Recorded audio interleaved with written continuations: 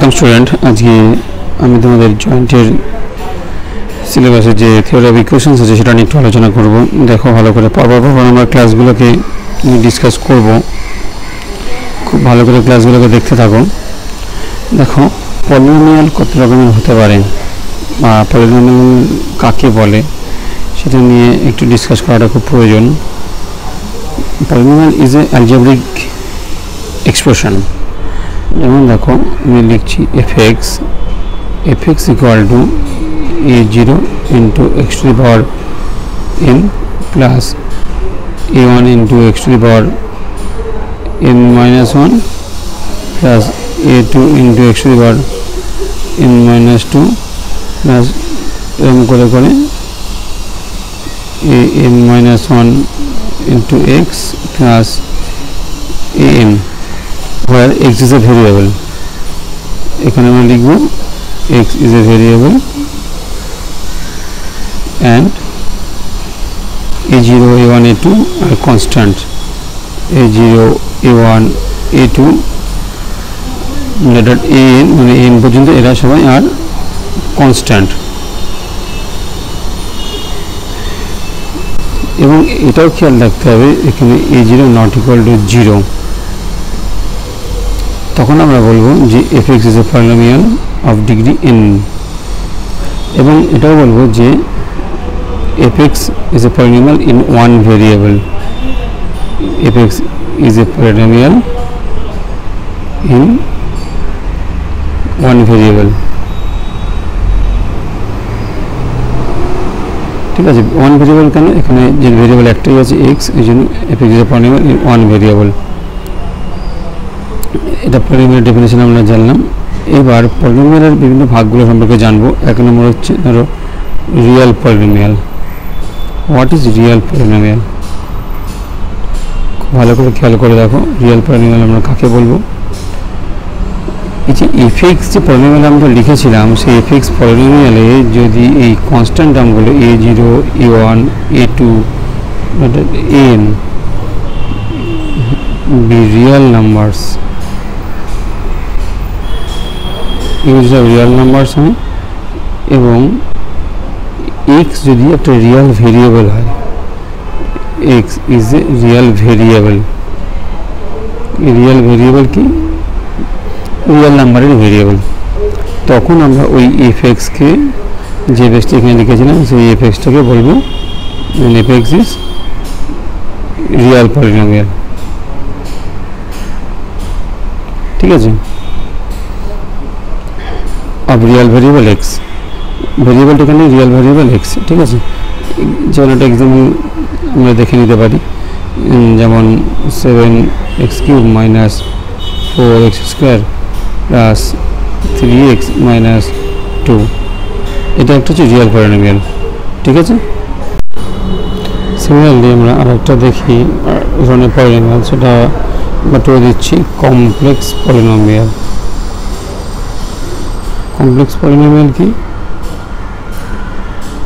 দেখো এই যে a0 a1 a2 যেগুলো আমরা কনস্ট্যান্ট নিয়েছিলাম সেই a0 a1 a2 an, এইগুলো যদি কমপ্লেক্স নাম্বার হয়, এইগুলো যদি কমপ্লেক্স নাম্বার হয়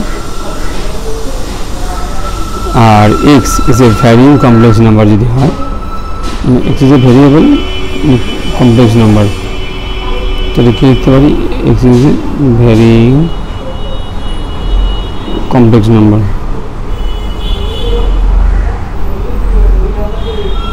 যদি এরকম হয় তখন ওই এফএক্সকে, যে এফএক্স আগে আমরা লিখেছিলাম সেই এফএক্সকে আমরা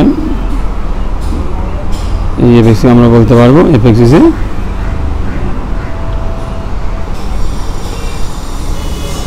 কমপ্লেক্স পলিনোমিয়াল। ওকে, এবার দেখো আরেকটা জিনিস যেখানে জানতে হবে সেটা হচ্ছে নাম্বার 3, রেশনাল এক্সপ্রেশন আর রেশনাল ফাংশন কাকে বলে। আমরা কি জানবো? রেশনাল এক্সপ্রেশন অর লিখতে পারি রেশনাল ফাংশন।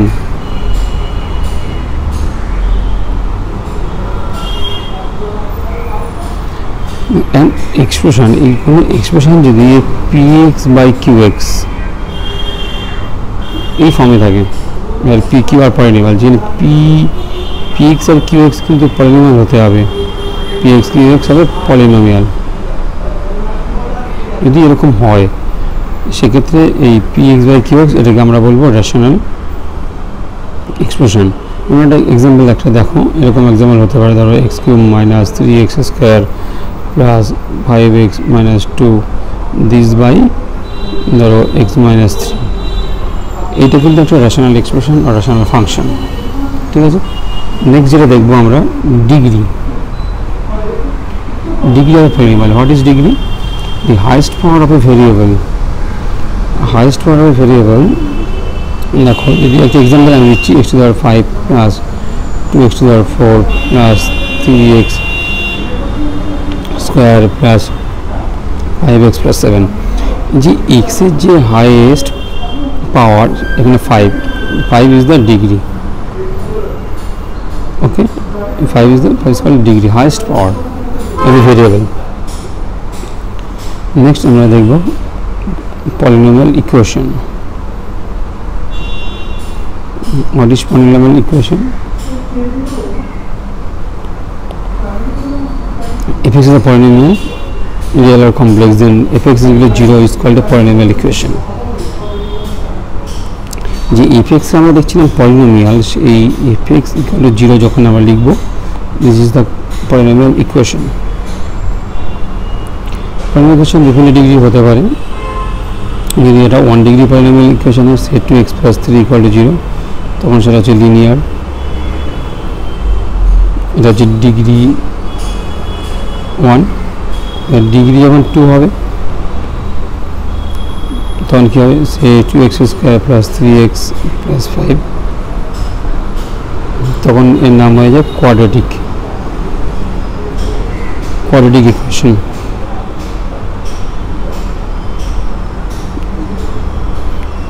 1 ডিগ্রি যখন, তখন হচ্ছে লিনিয়ার ইকুয়েশন, তখন 2 ডিগ্রি তখন কোয়াড্রেটিক ইকুয়েশন। এবার ডিগ্রি যখন 3 তখন হবে যেমন 5x cube plus 7x square plus 2x plus 3 equal to 0, মানে কিউবিক ইকুয়েশন।